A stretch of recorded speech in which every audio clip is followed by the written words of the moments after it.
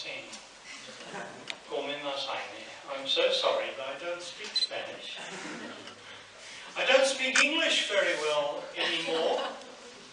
Since I moved back to Japan 7 years ago, my English became very okashi. So today, this is the first time in a whole year that I have given a lecture in English. So I need your help. You need to help me. I also want to say how excited I am to be back. It was just 1 year ago I came to Spain for the first time.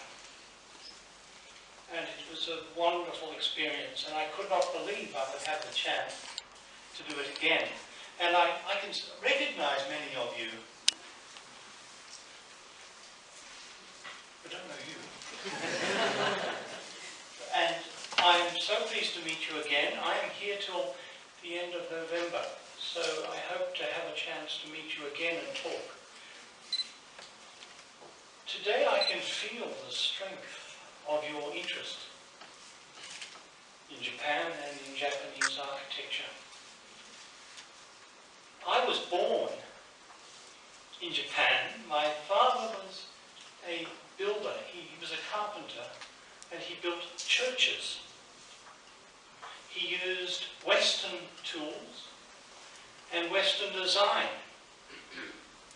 And he used to take me as a child to temples and tell me, this is the devil. These are the people we have to save. I wasn't a very good son, because now I have turned into a builder of temples, not churches. Gomenasai. I'm sure he would understand. Today I want to talk about basic characteristics of Japanese architecture. It's a terrible subject.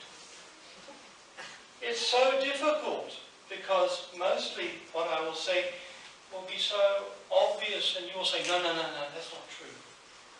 So what I'm going to present today are some basic ideas, and I made a list. Did you all get that? I'm sorry the list is so long. I wanted 7 points. You know, Monday, Tuesday, Wednesday, one for each day of the week. And then you could remember, but now there's 8, so you'll have to put up with that. But my lecture will follow these numbers. But the most important thing is in my subtitle.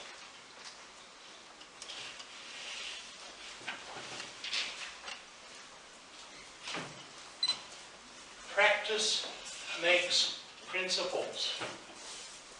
Now that's a bit vague, but that's the most important thing about traditional Japanese architecture, in my experience. In a Western society, we think of architectural theory, and that's important. We all love theory, long words. But in fact, in Japan, it is not theory that was the basis of Japanese architecture. It was practice. It was what is known in Japanese as the gemba, the place where buildings are made.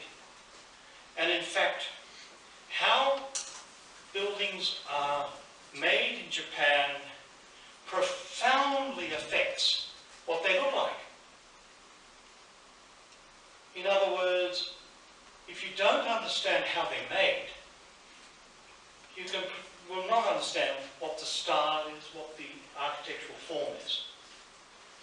So when I say practice makes principles, I mean we need to think about the process of building first. Of course, there are many complicated theories and ideas.